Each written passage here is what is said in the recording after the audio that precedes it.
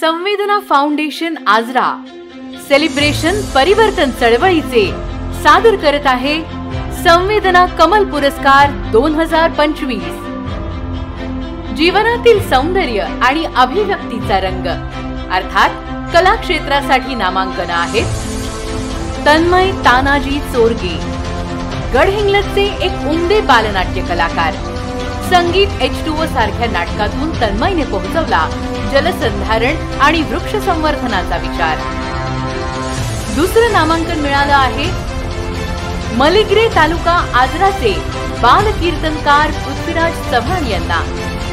Film, नाटक, मालिका आणि कीर्तनातल्या मनोरंजनाला चव्हाण यांनी दिली आहे समाज जागृतीची जोड।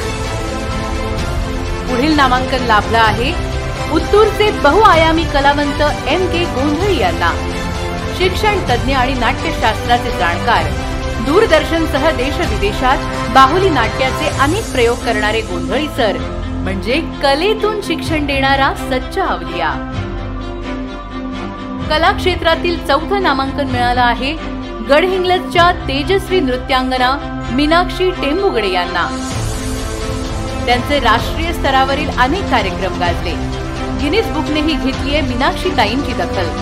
गरीब व गरजूंना मोफत मार्गदर्शन करणाऱ्या कलेच्या उपासक अशीही त्यांची ओळख। आणि शेवटचं नामांकन मिळालं आहे भुदरगडचे लोकप्रिय असे कलाकार श्री दत्तात्रय सुतार यांना।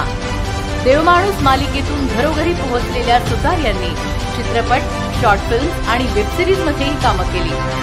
कलेच्या या सर्व उपासकांना संवेदना कमल पुरस्कार जिंकण्यासाठी आणि त्यांच्या भावी वाटचालीसाठी मनपूर्वक शुभेच्छा।